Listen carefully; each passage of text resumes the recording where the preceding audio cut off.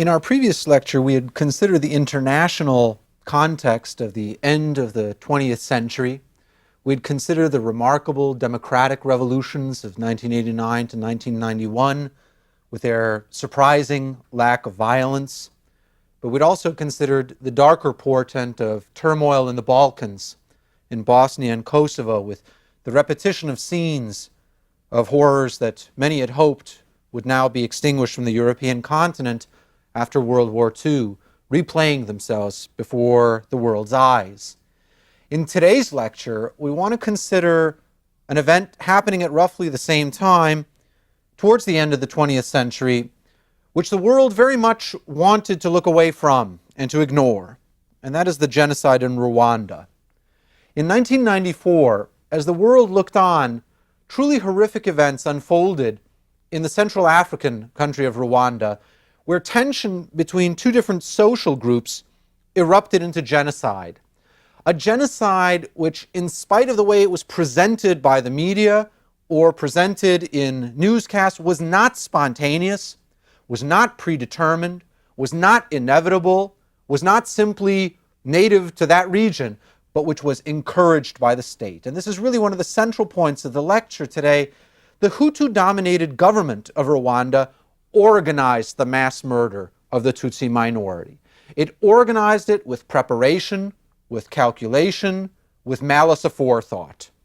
This genocide, as so many of the other genocides we've discussed, were not simply elemental outbreaks of human hatred, but rather were prepared well in advance. The state would provide weapons, particularly machetes for the killers, would direct their movements through radio broadcasts and lists of those who were to be killed, propaganda in the form of songs, as well as written commandments, preached destruction. And in the course of 100 days, in a ferocious pace of slaughter, 800,000 people would be killed, while the international community tried to look away. We need to consider the context, first of all, the earlier background of Rwanda. Rwanda, a Central African nation about the size of Vermont, was celebrated in earlier decades as very nearly a Switzerland of Africa. It was called the land of 1,000 hills. It was felt to be idyllic for the order, the development that obtained there, and the relative tranquility that many hoped would continue. But there was trouble underneath, nonetheless. In this densely populated country of 8 million people, land was at a premium, was being perhaps overworked, and the competition for land could exacerbate existing ethnic tensions. Tensions that had a longer history. Tensions between the two groups of the country, the Hutus and the Tutsis. Now, some question is even raised as to what the principles of division are between these two groups, the Hutus and the Tutsis. They speak the same language. They have roughly the same religious background. Thus, the differences between them are subtle. Traditionally, the minority Tutsis were herders and landowners, while the majority Hutus were farmers. Certainly there were stereotypes about the physical appearance of the Tutsi and the Hutus. The Tutsi were said to be tall and thin. The Hutu were supposed to be lower in stature and more heavy-set. But these were stereotypes that often had no correspondence in the reality of the people being talked about. In many cases, it was hard for people themselves to know which group someone should be ascribed to. In the past, the Tutsi minority had been dominant. Some scholars have advanced the argument that the lines of division between these groups were in fact not set in stone or ethnic in nature, but that rather the groups in bygone centuries had been fluid, that the designations of Tutsi versus Hutu had in fact been based more on class, on one's wealth and standing in society, and occupation, herding versus agriculture, not on ethnic difference. And in reality, intermarriage between these groups was common, further exacerbating the difficulty of making clear ethnic divisions. It's at this point that another factor intervened. And it's one that Hannah Arendt, in her analysis of the 20th century's course and totalitarianism, had stressed as a crucial element in shaping the fortunes of the century: imperialism. the colonial legacy of Rwanda, as Europeans intervened to seize the territory and to influence it, would set a new framework for these differences and divisions in Rwandan society. Rwanda became a German colony in 1885, and then after World War I was transferred to Belgian rule. Belgian administrators set about, as they felt, administering the country in an enlightened way. And one of their cornerstone tactics in administration was to discern, scientifically they thought, the dividing lines in Rwandan society. What earlier had been a fluid division, what earlier had been a shifting set of identifications between Tutsi and Hutu, was now indeed bureaucratically set in stone.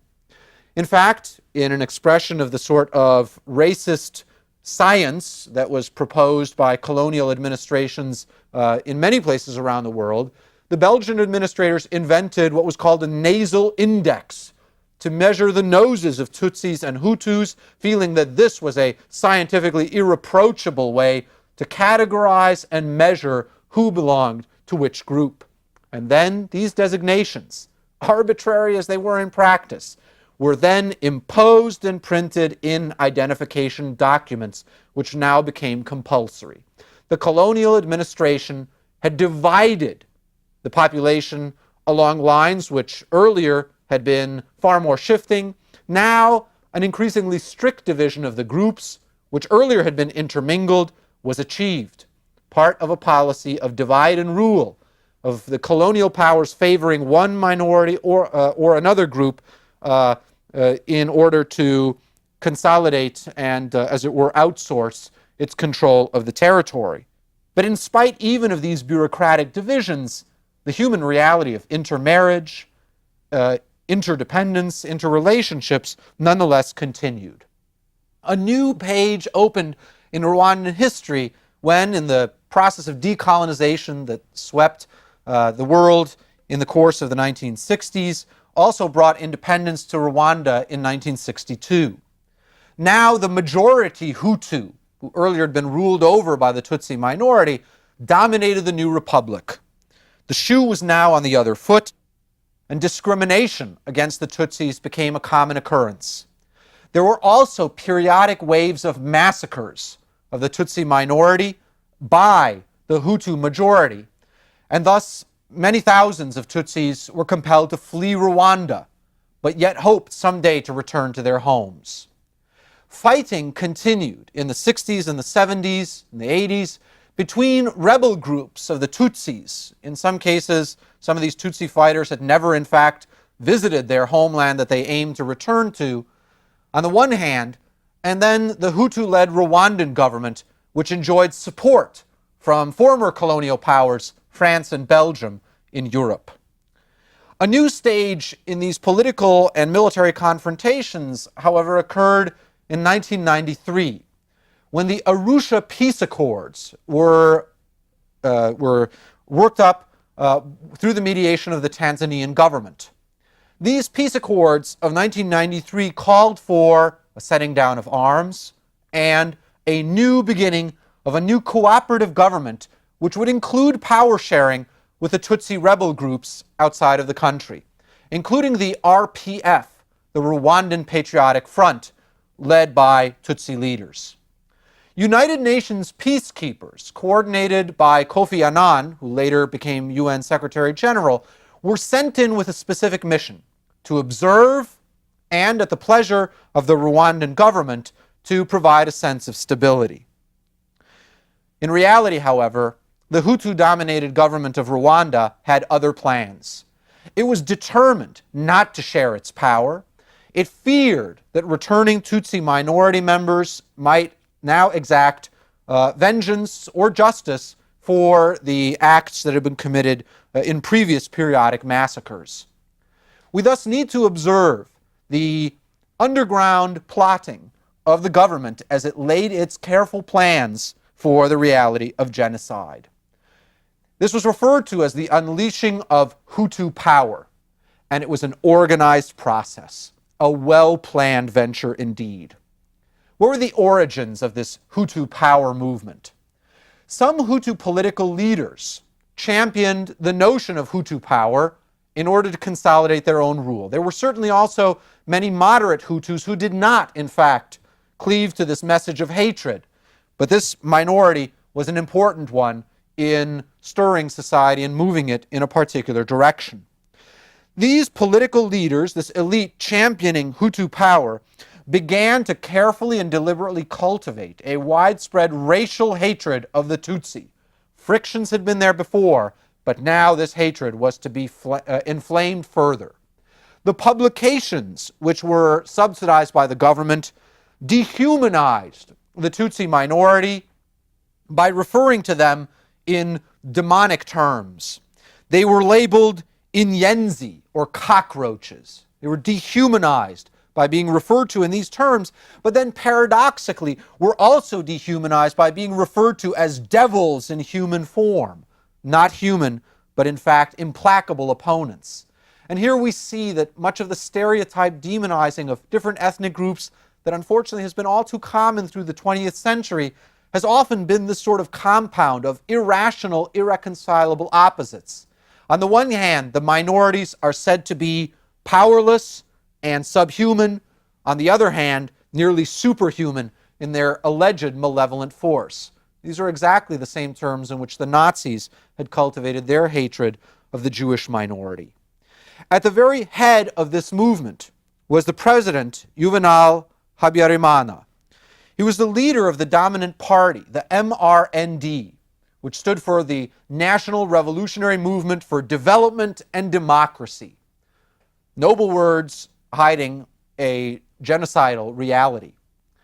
In a clear aspect of a turn towards political religion, the harnessing of religious impulses but turned towards politics, the official government newspaper published in 1990, so well before the genocide itself, a document which was called, sonorously enough, the Hutu 10 Commandments. The Hutu 10 Commandments praised Hutu ideology, preached Hutu purity through separation and no intermixture with the Tutsis, and a merciless approach towards the Tutsis. To mention just a few of these commandments, the military forces were to be under Hutu control. Any Hutu who was not with the Hutu power movement, who was a moderate, who might object to this preaching of ethnic hatred, was ipso facto a traitor to the Hutu cause, and for all practical purposes would be treated like the Tutsi will be treated, and, in a phrase, a sentence that would speak volumes about what was to follow, Hutu should stop having mercy on the Tutsi. Hutu activists now began to organize a militia of paramilitary forces throughout the country who were prepared at the sign, at the proper time, to initiate mass murder. This militia was called, in some ways, in a term that obfuscated their real task, the Interahamwe, which has been translated either as those who work together or those who attack together. They would work at murder, they would attack the Tutsi minority and their Hutu friends. The militia began to gather weapons, and indeed the government bought weapons abroad. It ordered machetes on a mass scale. More than 500,000 machetes were bought, which represented one machete for every third Hutu man. Even children were recruited into the militias, young people who had not as yet assimilated some of the social norms that might otherwise have been inculcated and were readied for the task of mass murder. What were the inspirations for this sort of movement? Well, the inspirations were many. And in fact, many of them will go back to some of our earlier lectures in which we've considered similar ideological movements. A fundamental point of our lectures has been that many of these ideological movements have not existed in a vacuum or isolated from broader trends, but have looked to other despotisms, other ideological regimes, even ones they're ideologically opposed to, for examples of how to rule or how to attack. Vivid evidence of this was given in a government document that was found after the genocide in government offices, which quoted Lenin and Joseph Goebbels, the Nazi propaganda minister, on the uses of propaganda. Two men who were ideologically opposed, but who were now linked together in that they were emulated by the government and its activists. Films about the Nazi reign of terror and its genocide were later found at the home of President Habyarimana. In an echo of the long-gone days of the reign of terror of the French Revolution, the local killing units even called themselves public safety committees. They were drawing on a wide range of references. And they also, as has been the case with other movements we've seen, perverted the language to their purposes. That insightful analyst of the Nazi perversion of German language, Victor Klemperer, who had analyzed Nazi vocabulary, would not have been surprised at any of this. A phraseology was invented to cloak in ideological terms, to veil them in euphemism, preparations for massacre. The massacre itself was called work. The genocide was called umuganda, public work, a project in social engineering, in other words. The weapons for this destruction were referred to as tools of work. And the overall killing plan was called, in an obvious imitation of the Nazis, the final solution. The message of hatred still needed to be propagated and spread to the wide masses to implicate ordinary Rwandans of Hutu descent in this project. And the government for this purpose used modern media, newspapers and radio, television was less evident, to spread its message. The government indeed provided free radios in the countryside to expand the reach of its message. And on a special radio station, government-controlled, which came to be nicknamed Radio Hate, songs were played, songs of hatred against the Tutsis. These same radio stations would later relay precise orders for coordinated killing throughout the country. Well before the genocide itself, weekly propaganda meetings in the countryside featured arts performances, plays, all communicating the messages of hate against the Tutsi minority. Images of President Habyarimana, about whom there was a cult of personality, were posted ubiquitously around the country and were even worn as buttons by the activists themselves. In their propaganda, the government also drew upon earlier phenomena. The propaganda argued not only that the Tutsi were evil, that they were subhuman, but they also argued that the Tutsi were about to unleash genocide upon the Hutus. They in fact referred to the RPF, the Tutsi guerrillas, as the Black Khmer Rouge, who were about to wreak the sort of violence upon the Hutu group that had been seen in Cambodia. This was a case of a phenomenon we've seen in many cases before, a projection onto one's intended victims of one's own intentions, as was clearly the case in Rwanda. But some flashpoint was still needed, and that flashpoint came as a surprise. On April 6, 1994, the Hutu president, Habyarimana, who with his allies had been promoting this program, was assassinated under mysterious circumstances. Many analysts believe that his own allies assassinated him in order to provide the spark for this event. The moderate prime minister and the Belgian UN peacekeepers who were protecting her were murdered immediately thereafter. The expectation of the plotters had been, as we now know, that a strike against Western peacekeeping forces would soon provide the impetus for a withdrawal of those forces, fearing greater casualties. And in this respect, they were right. The United Nations withdrew its troops and observers on April 21, 1994, in spite of the pleas of the UN peacekeeping commander on the ground, a French-Canadian, who argued that thousands of lives could be saved from what was impending if only more troops were sent. Now the genocide unfolded. The campaign raged, with most killings taking place in a concentrated period in April of 1994. During the peak of the killing, one murder, it's estimated, was taking place every 2 seconds around the country. In total, the massacres would claim 800,000 lives over the course of 100 days.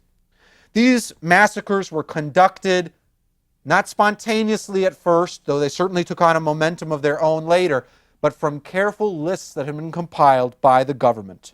While the government organized, the killers included a remarkably broad section of Rwandan society from a variety of motives. Some were eager, some were enticed into the killing in the interests of gain, others were coerced and forced to share the complicity by being ordered to kill. Neighbors turned on neighbors. In an echo of the Cambodian killing fields, those with eyeglasses were hunted down as intellectuals who were dangerous. The killing was done with machetes, with guns, and with the most primitive of tools as well. Sharpened car springs, clubs with nails driven through their heads, even screwdrivers. The massacres grew more radical as they continued. At first, elites had been targeted, and men, now increasingly women and children, and even spouses of Tutsis were targeted in this killing. Churches were not able to offer effective sanctuary, and in some dreadful cases, pastors betrayed their parishioners who were killed in the places of worship. These pastors included religious leaders of different denominations, Catholics, Anglicans, as well as Seventh-day Adventists.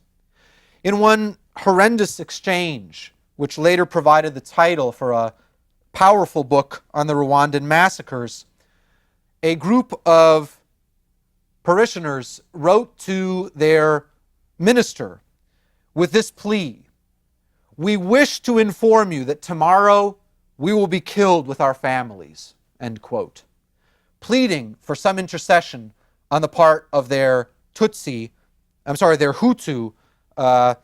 minister. That minister replied in a chilling abdication of fellow human feeling with these words: "There is nothing I can do for you. All you can do is to prepare to die, for your time has come." Religion clearly was being trumped by ethnic hatreds and the atrocities now ongoing. Radio broadcasts throughout this genocide coordinated the killings and read out the lists of names of targets, including their addresses, including the license plate numbers of those who were trying to flee, as well as the hiding places where some might be trying to seek refuge. The killers, it has been reported, went about their task of mass murder with a machete in one hand and a radio in the other, for the radios were relaying orders. Some killers afterwards told reporters that they had killed because the radio told them to kill. Disembodied voices had been directing this genocide from above. The radio announced at the start of the genocide that the time for the harvest was ready, and that the harvest needed to be taken in, that the work needed to be done. The radio would afterwards also still comment that the graves were not yet full and needed to be filled. The radios also played songs, and this in a dreadful case of an artist's complicity or reported complicity. It was the case of the popular singer Simon Bikindi, who is now standing trial, accused of writing songs that incited the killings and participating in the massacres themselves. Simon Bikindi had been hired by the Ministry of Youth and Sports by the government. He was a popular artist. He'd been called the Michael Jackson of Rwanda. His songs certainly showed a flair for powerful rap as well as rhythm. These songs, however, which denounced Hutu, who showed sympathy for the Tutsi, and otherwise incited ethnic hatred, were played throughout the massacres over the radio, and it's been reported that the killers themselves sang these popular songs as they went about their business of murder. Another official implicated in this was the Rwandan Minister for Family and Women's Affairs, a woman by the name of Pauline Nyaramasahuko, who was accused of actually encouraging the rape of Tutsi women and their massacre. But these were not the absolute rule.